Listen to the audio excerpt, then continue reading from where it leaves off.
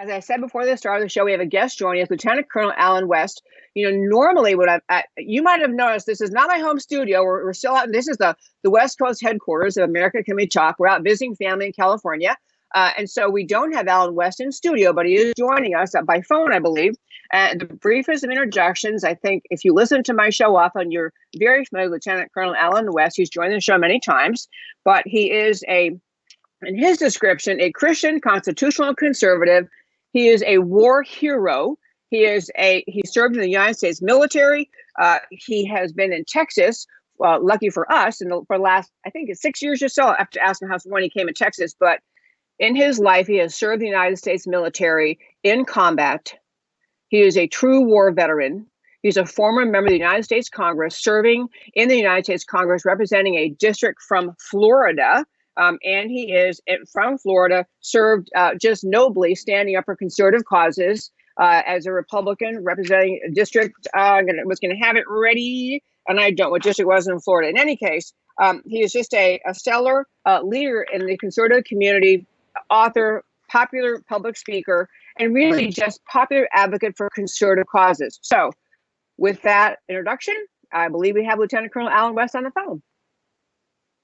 Good to be with you, Debbie, and Happy New Year. Happy New Year to you, sir, and so glad you could join us, even from a distance. Well, I want to just jump right in because there's so many things I had in mind to talk with you about today, and as always, just less time than we would like to have. So I want to start with, you served the U.S. Army, you served America in the military. You've talked on the show before about the challenges under President Obama and the rules of engagement. You've talked about a relationship with Iran.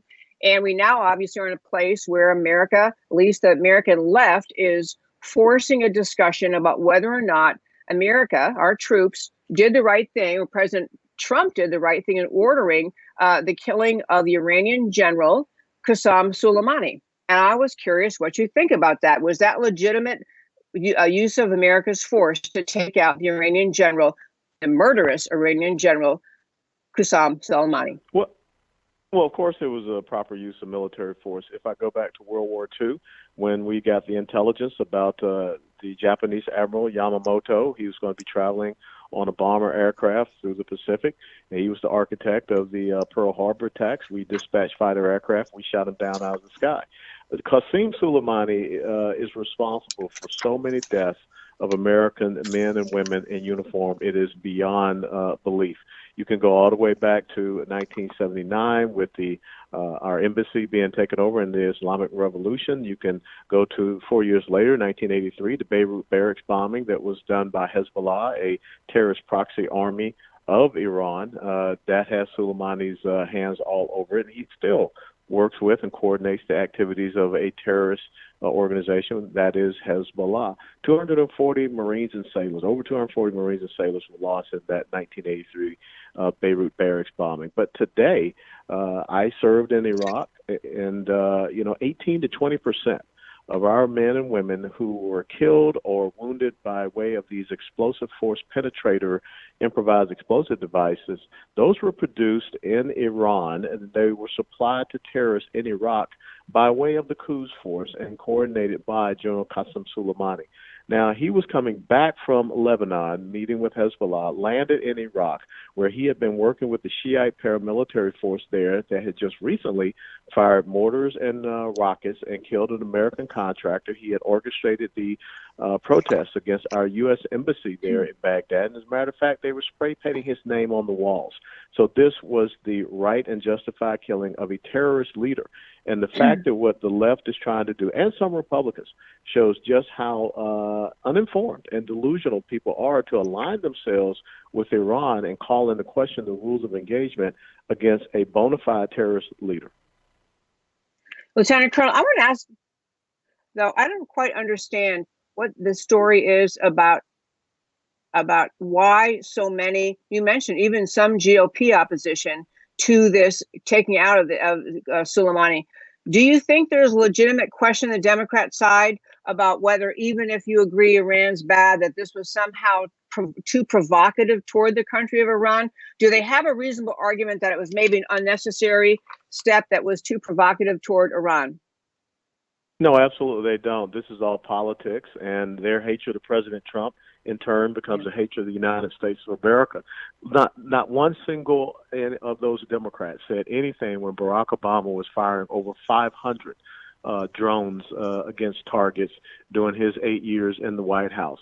Not any of them said anything when Barack Obama was outsourcing our military to Islamic jihadists in Libya. And then the next thing you know, of course, our embassy gets attacked by those same jihadists.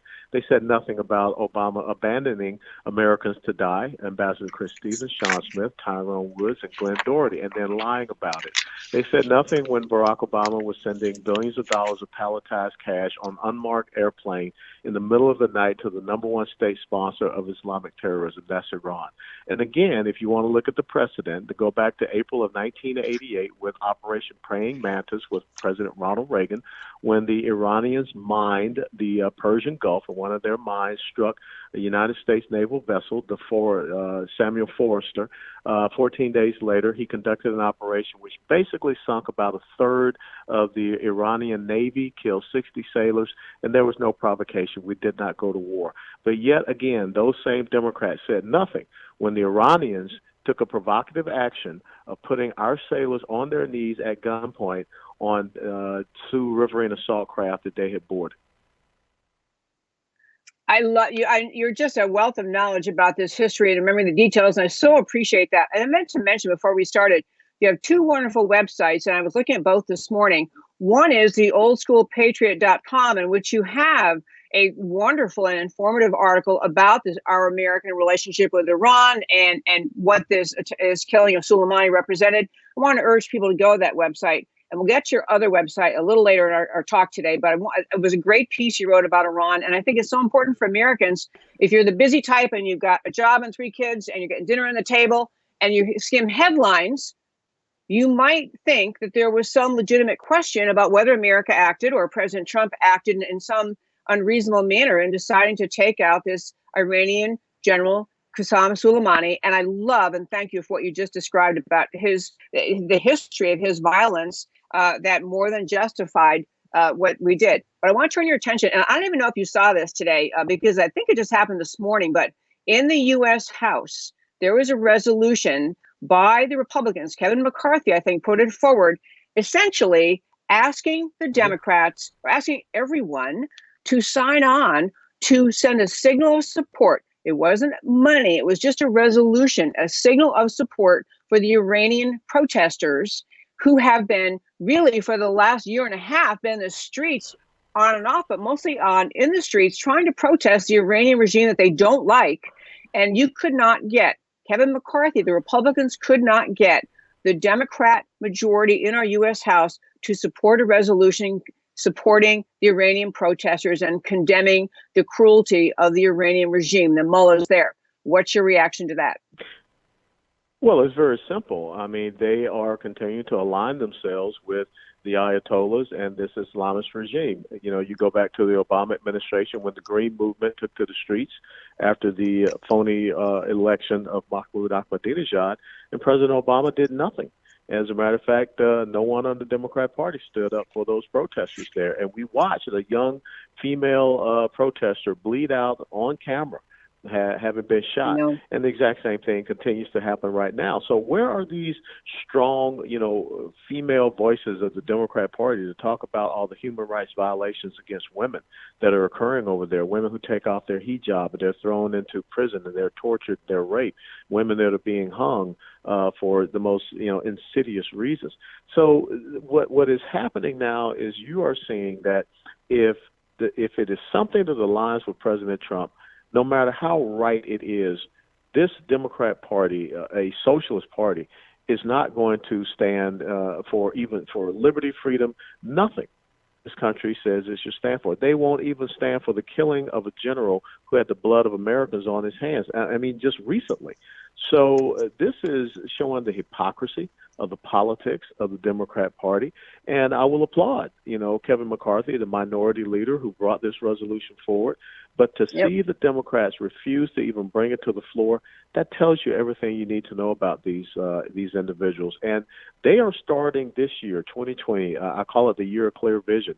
They're starting this year off on a very bad foot. You talked about the debate last night in your first five.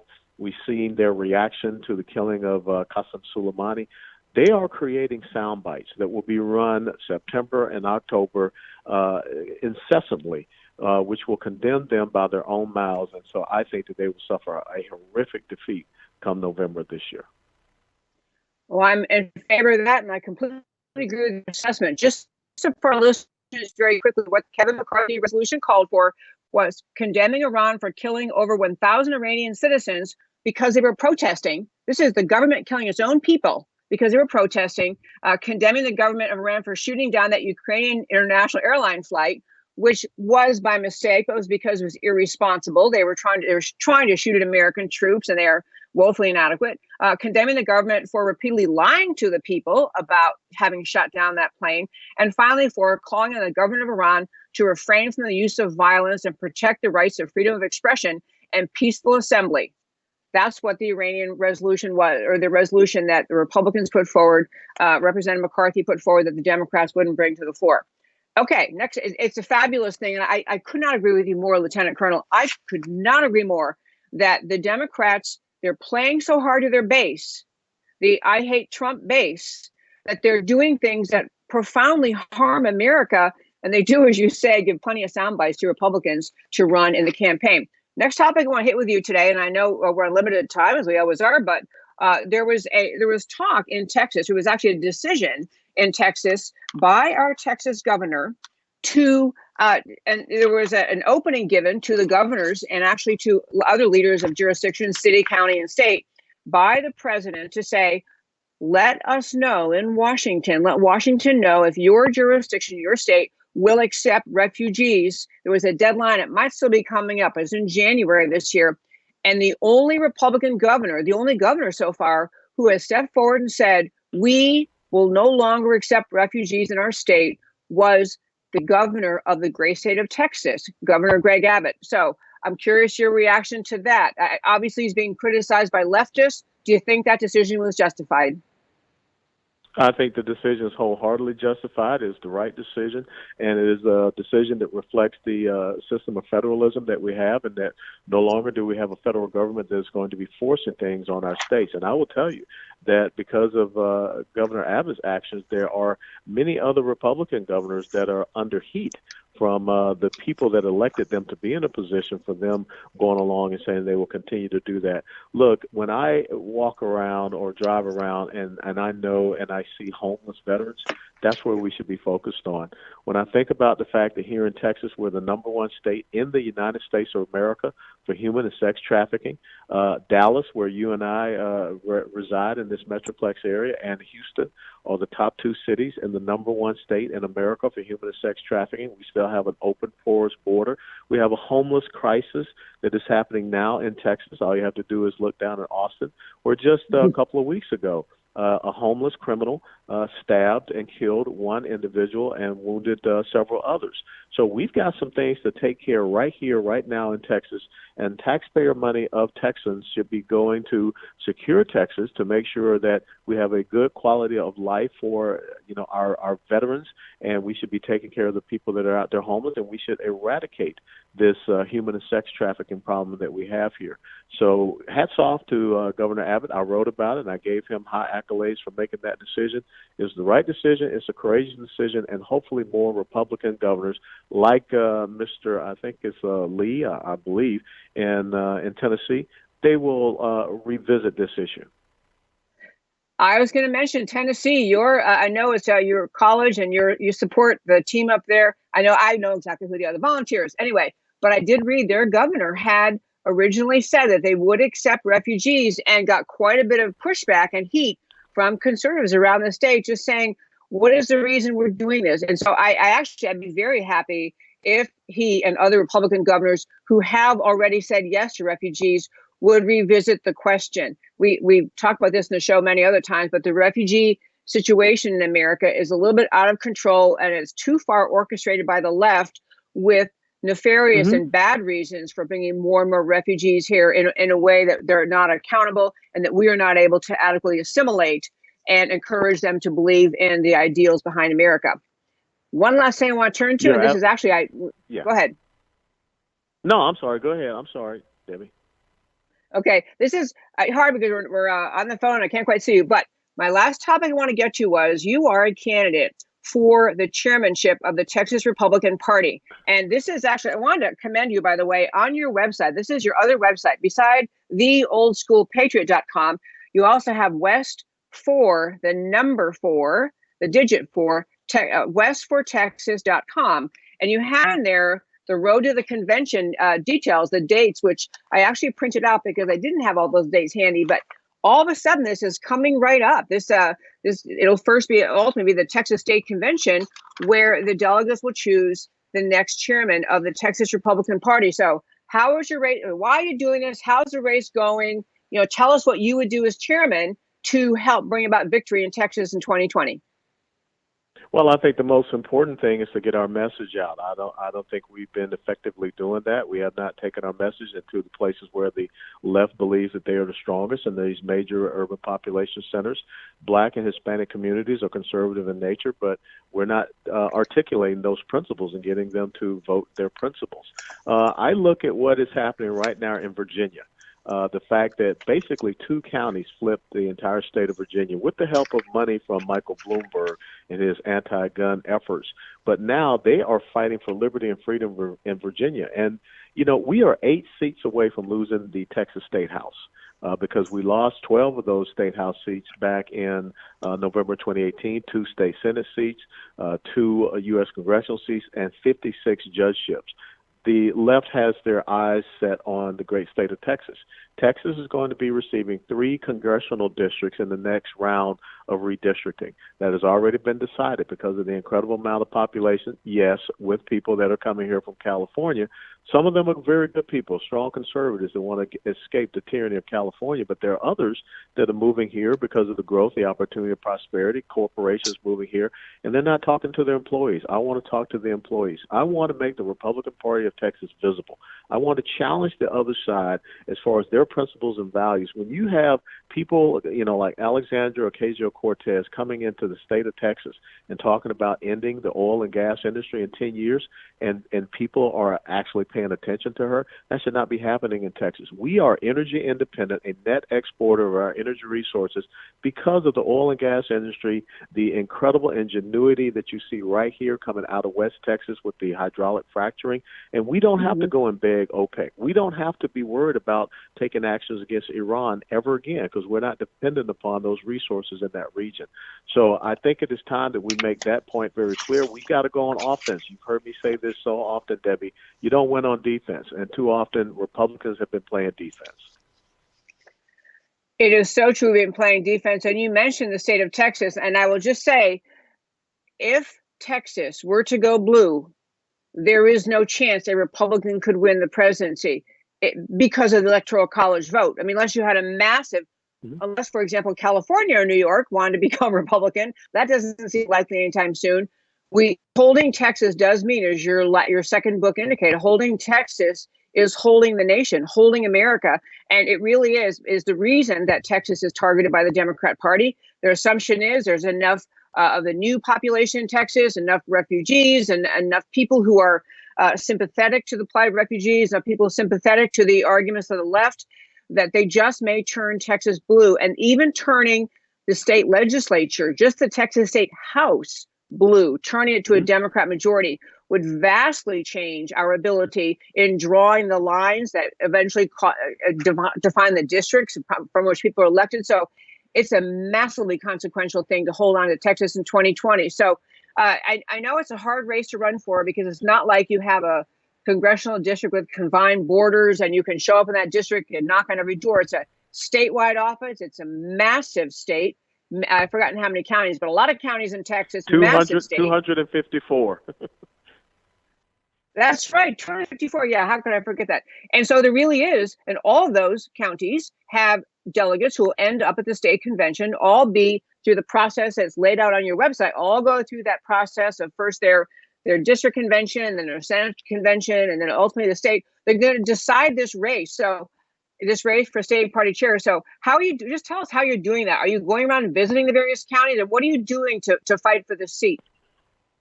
Yeah, absolutely right. I mean, we have a presence online. We have a presence, of course. We're running ads already, so we have a presence on television. But it's being out on the road. I mean, we since the time we announced to the end of the year, we were over 100 counties in the state of Texas. So that was a lot of work. We got more work to be done. I'll be hitting the road tomorrow morning to get out and about. We've got a debate with the sitting chairman down in Tyler, Texas, this Saturday.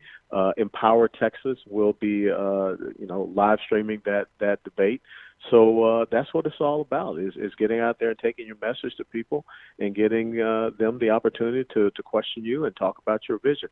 The vision for Texas is to keep Texas a solidly strong, constitutional conservative state where growth, opportunity, and prosperity, abounds. We secure our borders.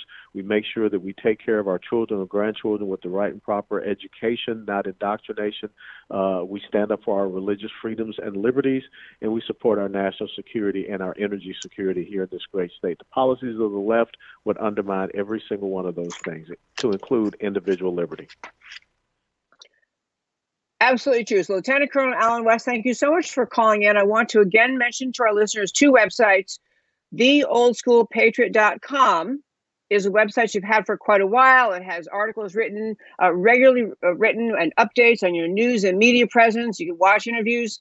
And the second and separate one is for the race, your candidacy for the chairmanship of the Texas Republican Party, and that is West, the digit 4, westfortexas.com.